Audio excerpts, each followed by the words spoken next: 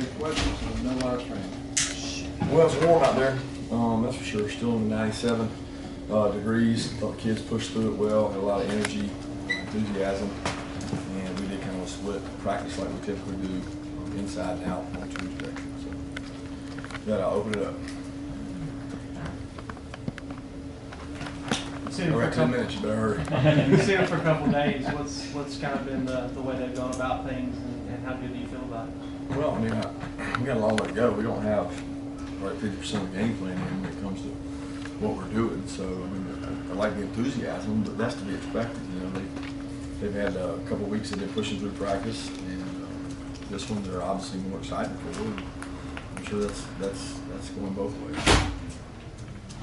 I know stats don't always tell the story. When you look at Notre Dame's run defense, their defensive line has more prowess than the numbers. What's happened in their first two games where the run defensive numbers were a lot of sweat? You know, stats are overrated. I thought that especially the first game, there was some very different type runs. I don't know if they had seen those before, if they'd been exposed to those, but you're talking about a guy in one pass who I recruited as an elite athlete and a really good runner, and we're different than that. So it's a different kind of run game stuff. I think people just look at rushing stats, they don't look behind it. There's a lot more to the story sometimes than just what meets the eye. You got a bit on Tyson Campbell and how he's doing right now. Yeah, he's pushing through. He's out there today trying to work me up us out, but he's mentally getting prepared, and he's not able to take a lot of reps. What sorts of challenges does that offense pose, especially given the talent on their offensive line?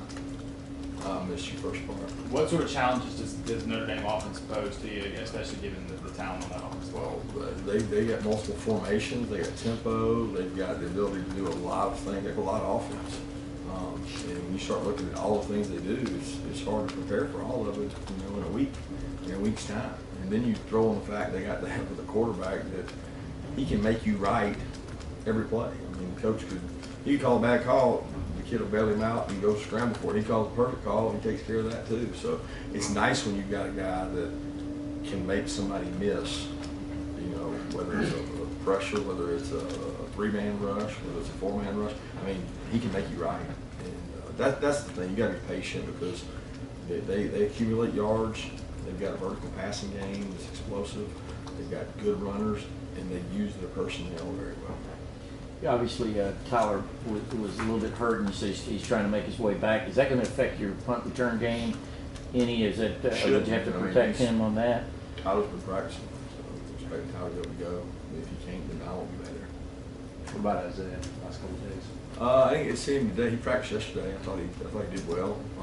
I didn't notice him today because I was focused on the defense. I'll see when I go in there how he held up.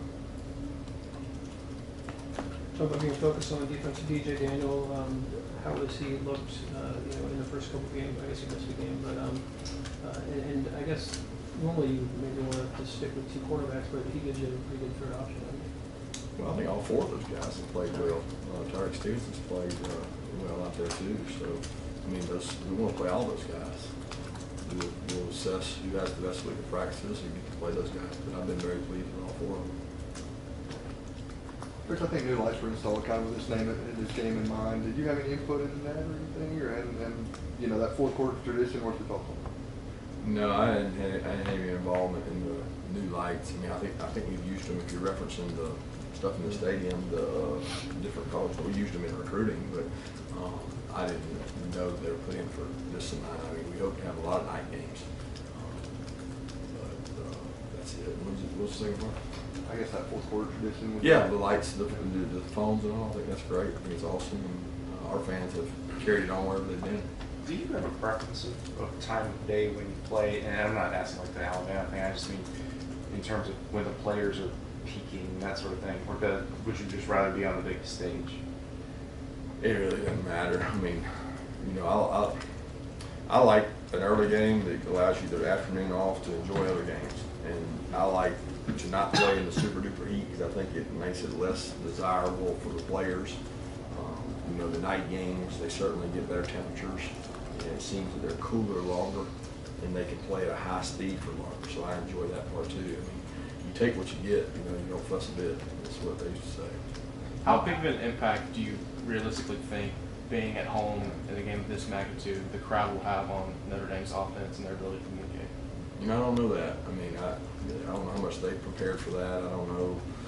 I know this, when you have an experienced quarterback, which they do, it's less of an impact than an inexperienced quarterback. But I do know that our crowd will have an impact. I mean, whether it's on a lineman, whether it's on a communication of a receiver or a tight end, who knows? But they'll have an impact on the game, and we need them to, because that's the advantage of playing at home. Coach, you talk about limiting the outside noise and all that kind of stuff, and obviously this week when you have both game day and primetime CBS, there are the realities of trucks pulling into town, and then those producers and stuff want extra interviews and stuff like that. Do you get involved and try to put limitations specifically on that kind of stuff? Like you can have my players, but you got them X amount of time on this day, and how do you manage that part of it? We have interviews with our players every week. I mean, yeah, it's a bigger game. Yeah, there's more people here, but the amount of time that we commit to those people in those groups is really the same. I mean, there's more of them, and we try to manage it for them where all of them can do a nice job of bundling it together so that it's 20 minutes at this one time instead of 4 times 5 minutes. You know, so I mean that is what it is, and we've talked to the kids about that, but we're kind of used to that. I mean, the SEC, you have that almost every week you play an SEC game, you've got some kind of coverage. This is probably the latest you guys will ever kick off at Sanford Stadium. How do you program the guys to, you late movie the night before, let them sleep in the next morning? What's kind of the routine to get to that point?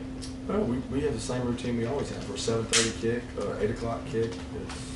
It doesn't change. I mean, we're not going to go reinvent the wheel and go to a movie because we had a later game. So that's par for the course. We're going to take a walk on Saturday and stretch their legs. We're going to meet with them. We're not approaching it differently because I don't think you can do that. I think the kids have a set routine, and I don't like separating from that routine. How much did the response to the 2017 Notre Dame game and the way that played out in the playoff selection committee figure in saying we got to get more of these marquee series like Oklahoma? I really don't know that it factored into it. I mean, we wanted those games anyway. Like we were wanting that for a long time, and we wanted it since I got here, and we got the opportunity to start scheduling, so we started scheduling them. It seemed like a lot of them came really more recently to me, not really since the Notre Dame win, but more recently in the last year. But what factored in it to me is you need to play on a national stage. You need to play good opponents. You need to have strength of schedule, and you don't need to be afraid of that, of having 1 loss or 2 losses, because I think that's the way it's going. I've said repeatedly that eventually some team with 2 losses is probably going to get in because they have a better strength of schedule than a team maybe with 1 loss.